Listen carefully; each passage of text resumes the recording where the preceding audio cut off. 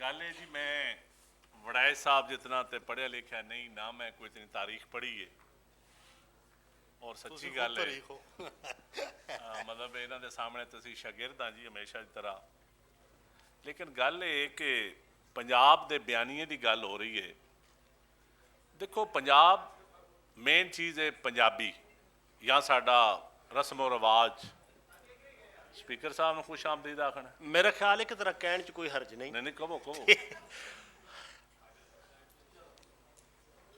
बल्कि उन्होंने अगर बोलना भी पहले चाहन तो उन्होंने बोलने की भी इजाजत दे। मैं उन्होंने पहला नहीं बोलन देना, पहला तुसी बोलोगे। क्योंकि ये भी पंजाबी बयानी है ना, हुक्मराना के सामने नहीं बोलना।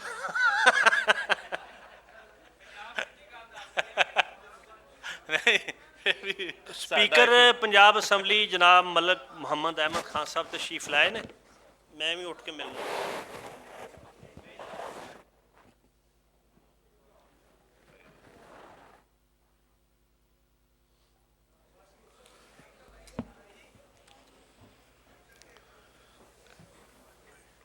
चंद साहब नूं मैं गुजारिश करांगा कि अपनी गलबात जारी रखन। देखो जी पंजाब का सियासी बयानी है या पंजाब, क्योंकि यकीनन वड़ाइच साहब ठीक आखे है।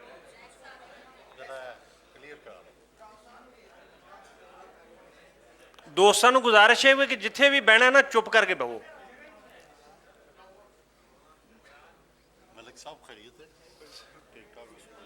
ये जिहड़े साडे बाउंसर बरादरान ने उन्होंने गुजारिश है कि साडे लोकां नूं जरा नरमी नाल काम रखण। साडे लोकी गुस्सा बड़ा करदे ने। चलो तुसीं कदी इंतजामिया चुप कर जाओ ना तो बंदियां तो आप भी बह जाना सी। ते बाउंसर किहड़े कल्चर का हिस्सा है पंजाबी? वेखो ना तुसी साडे पंजाबियां दी 2 नंबरी वेखो, पर तुसी कोई खिलारना है तो अपनी कोई डांग दे के खिलारो। अपना कोई मैली बन्नी होवे, कोई डांग वाला बंदा होवे, तुसी अज भी बाउंसर का ही सहारा लै रहे हो। ते सरकारी बयानीए जिहड़े होंदे न वो कदी भी असली बयानीए नहीं होंदे। ये मेरा एक बड़ा खुली जी राय है। मैं क्या वड़ाए साहब बाहर, मैं तारीख को नहीं पढ़ी, मैं तो थोड़ी जी तारीख पढ़ी है पंजाब की। तो यकीनन पंजाब हर लिहाज नाल पंजाब बड़ा वज़ादार जिहा साडा खिता है और बड़ा अच्छा है। मैं सब तो पहले तो मैं अक्सर है बलोची पठान साडे लोग मिलते रहते हैं, मैं उन्होंने आखदा कि वेखो इत्थे पठान आके काम करते हैं, असी लोगों कदी तफरीक नहीं पाई। इत्थे बलोची आके काम करते हैं, असी उन्होंने खुश आमदीद आखते हैं। इत्थे कोई बंगाली आ गया है, कोई सिंधी आ गया है, अज तक मैं नहीं वेख्या अपनी जिंदगी कि साडा कोई पंजाब विच, ये पंजाब दे वड्डे दिल की गल है। और साडा जिहड़ा असल कल्चर सी साडियां पिंडां च, माजरत नाल मैं शहरां की गल नहीं कर रहा, मैं पंजाब दे शहरां भी उतना ही पंजाबी का दुश्मन समझदा जितना हुक्मरानां समझदा। जिहड़ा साडा देहातां दा कल्चर सी, कोई बंदा भुखा नहीं सी सौंदा और कोई बंदे मकरूज भी नहीं सन होंदे, कोई बंदे सूद भी नहीं सन देंदे होंदे।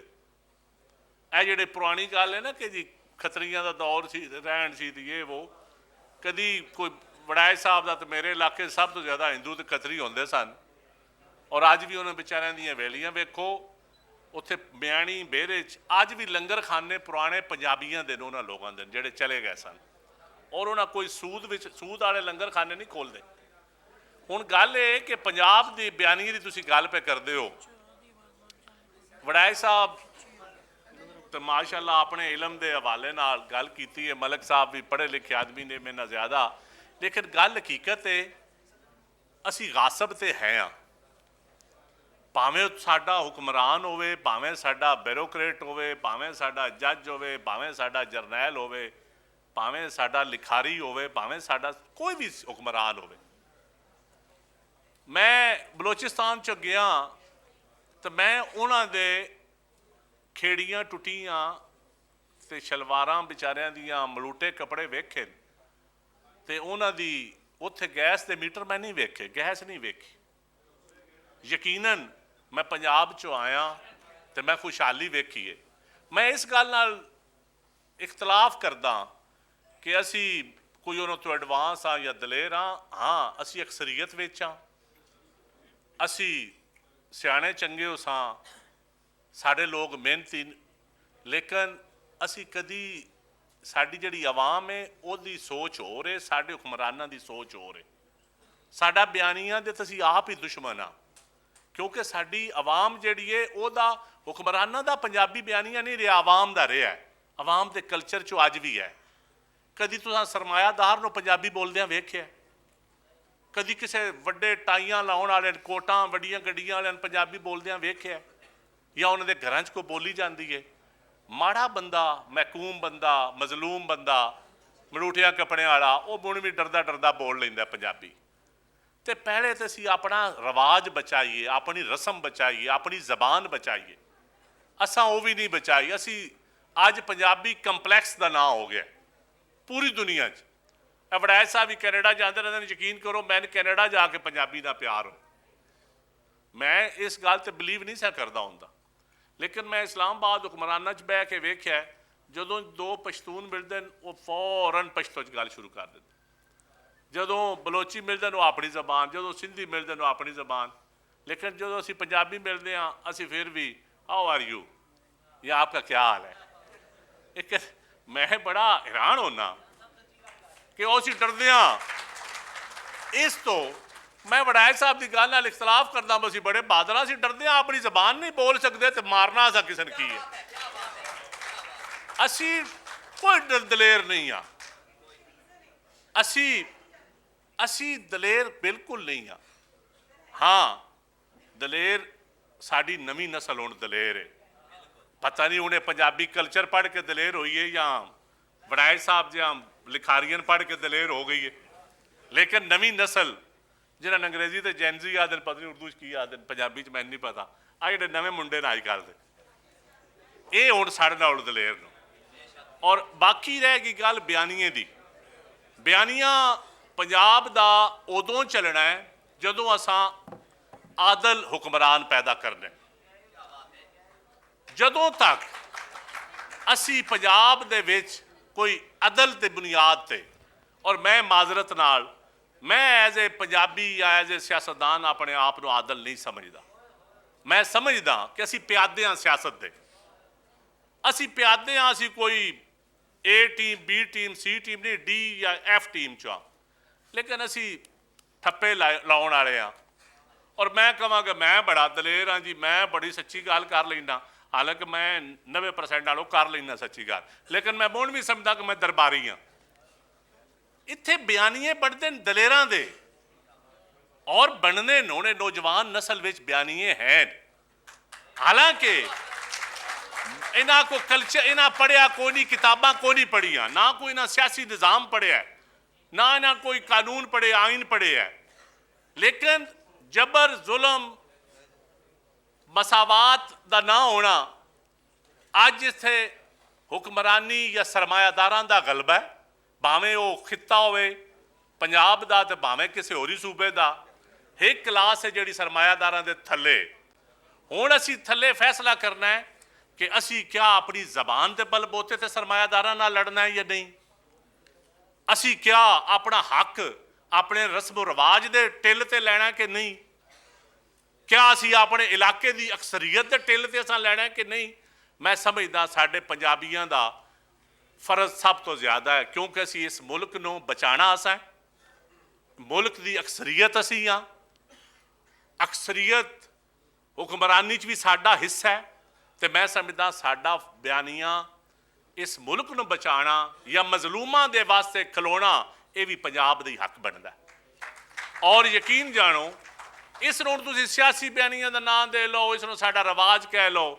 ਔਰ ਮੈਂ ਜਿਹੜਾ ਪਿਛਲਾ ਇਲੈਕਸ਼ਨ ਗੁਜ਼ਰਿਆ ਹੈ, ਮੈਂ ਆਪ ਵੀ ਕੈਂਡੀਡੇਟ ਸਾਂ, ਮੈਂ ਤਾਂ ਸੱਚੀ ਗੱਲ ਇਸ ਇਲੈਕਸ਼ਨ 'ਚੋਂ ਪੰਜਾਬੀਆਂ ਨੂੰ ਵੇਖਿਆ, ਪੰਜਾਬੀ ਵਾਕਈ ਬੜੇ ਨੌਜਵਾਨ ਨਸਲ ਦਲੇਰ ਹੈ।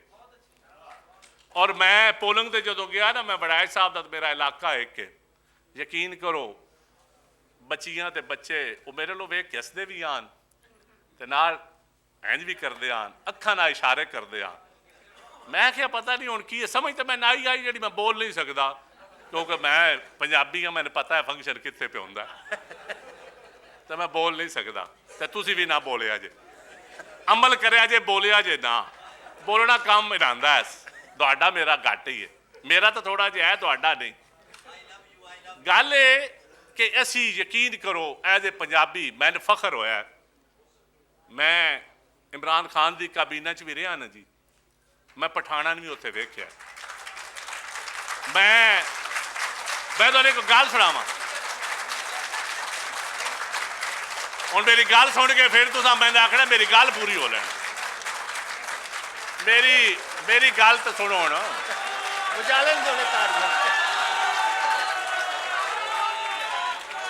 हेलो ਹੁਣ खामोशी प्लीज। ਗੱਲ ਸੁਣ ਕੇ ਤੁਸੀਂ ਨਾਰਾ ਨਹੀਂ ਮਾਰਨਾ। ਮੈਂ ਖੁਦਾ ਦੀ ਕਸਮ ਸੱਚੀ ਗੱਲ ਕਰਾਂਗਾ, ਤਾਰੀਖੀ ਗੱਲ ਕਰਾਂਗਾ। ਮੈਂ ਬੜਾ ਨਾ ਇੰਪ੍ਰੈਸ ਹਾਂ ਪਠਾਣਾ ਤੋਂ। ਇਹ ਮੈਂ ਸਪੀਕਰ ਲਾਈਵ ਗੱਲ ਕਰ ਰਿਹਾ। ਇਮਰਾਨ ਖਾਨ ਦੀ ਕਾਬੀਨਾ 'ਚ ਜਦੋਂ ਵੀ ਰਾਏ ਕੋਈ ਦੇਵੀ ਦੀ ਸੀ ਨਾ, ਅੱਛਾ ਮੇਰੇ ਜ਼ਿਹਨ 'ਚ ਇਹ ਸੀ ਕਿ ਪਠਾਨ ਜਿਹੜੇ ਨੇ ਅਕਸਰੀਅਤ ਹੁਕਮਰਾਨ ਪਖਤੂਨ ਦੀ, ਮੈਂ ਆਮ ਪਖਤੂਨ ਦੀ ਗੱਲ ਨਹੀਂ ਕਰ ਰਿਹਾ, ਮੈਂ ਜਿਹੜੇ ਸਿਆਸੀ ਸਨ, ਮੇਰੇ ਖਿਆਲ ਸੇ तो बड़ी सच्ची खोल के बड़ी बलंट गल करते हैं, बड़े तकड़े बड़ी खोल के गल करते हैं। यकीन करो जो काबीना बैठे सन कई फैसले आने, मलिक साहब को पता, वड़ाए साहब को पता, उत्थे बोलना बड़ा औखा होता है हुक्मराना कोल, कोई भी हुक्मरान हो। तो मैं जिस हालत वेखी तो मैं उन्होंने पठाना ने गल सुनाई, मैं आख्या यार तुहाडे तो वड्डा तो मैं पालिशिया को नहीं वेख्या। मैं आख्या मैं पंजाबी हाँ, मैं आख्या मैं उन्हें पख्तूना, मैं तो पख्तून तो बलोच बड़ा दलेर समझिया, 2-3 बलोच भी सन। फिर मैंने पता लगा कि जिस टाइम एक क्लास तो उत्ते जाते ने, उत्थे थले आवाम नो नारे कि मैं पंजाबी दलेर हाँ, मैं पख्तून दलेर हाँ, मैं सारे उत्ते जाके ना सारियां दी ग्रेड 21 तो उत्ते इन्हां दा ग्रेड 1 हो जाता है। उत्ते हुक्मरानां दे दरबार चो ये सारियां दा ग्रेड 1 होंदा है। ये तुहाडी आवाम वास्ते गल्लां। मैं जितना दरबारी सियासतदान उत्थे बलोची वेख्या ना इकतदार दे ईवानां च, या जितना मैं पख्तून वेख्या दरबारी कि मजहब के टच से शुरू हो जाना, रियासत मदीना शुरू हो जाना, और मैं आखना खुदा दे बंदिओ गल हो रही है पंजाब की हुक्मरानी के तरज से, गल हो रही है पानी ते, गल हो रही है आबादी ते, तुसी ओ रियासत मदीना खिंच के लियाउंदे हो। और ये इंसान के अंदर दा ब्रीड या कल्चर होंदा है, या इलाकाई होंदी, या अल्लाह की कोई रहमत होंदी है। इस तो ये सोच छड़ दो कि एक कोई मिसाल है, पंजाब च भी बड़े तकड़े तकड़े बड़ा बयानिया साडा चलिया है। और मैं अज भी इस गल ते कायम हाँ कि मुण भी पाकिस्तान नूं बचाना पंजाब ने, लेकिन असी सारियां जिकण साडा अगे खुला दिल है। अज भी यकीन करो पंजाबियां मारिया जाता ना बेचारियां, लेकिन साडे कोल कोई रिएक्शन नहीं होता। यही साडा वड्डा पन है, और असा फिर भी इस वड्डे पन का मुजाहरा करना है, क्योंकि अगर ये पाकिस्तान बचाना है तो यदा पहला फर्ज भी पंजाबियों का है। तो बाकी जोड़ा वो गल करते ना कि पंजाबी खा गया ये हो गया, एडे कूड़े वो भी नहीं जोड़े साढ़े तकड़े रहन ना। गल ये कि मलका मखा तो मैं साढ़े दादियां परदादियां दी जमीनां दे टिल्लां ते असी तकड़े नहीं होए। वड़ाए साहब नूं भी पता है उस कल्चर का, जेड़े अज हुक्मरानां दा तर्ज जेड़ा अज दौर ओवरऑल आ गया है, इन्हां दा कोई जबाना ना पंजाबियां नाल इन्हां चीज़ां नाल तल्लक नहीं। सरमायादारां दा एक वखरा मजहब है, भावें वो पंजाबी है, भावें वो पख्तून है, भावें वो कोई है, भावें वो ब्यूरोक्रेट है, भावें वो जरनैल है। तो लिहाजा सरमायादारां दे खिलाफ जहाद भी अगे भी पंजाब ने पहले किया है, मैं इन्हां नाल बिल्कुल इतफाक करदा, अगों भी साडे बयानिए ने उस दे खिलाफ जहाद करना इंशाअल्लाह होएगा। बहुत शुक्रिया।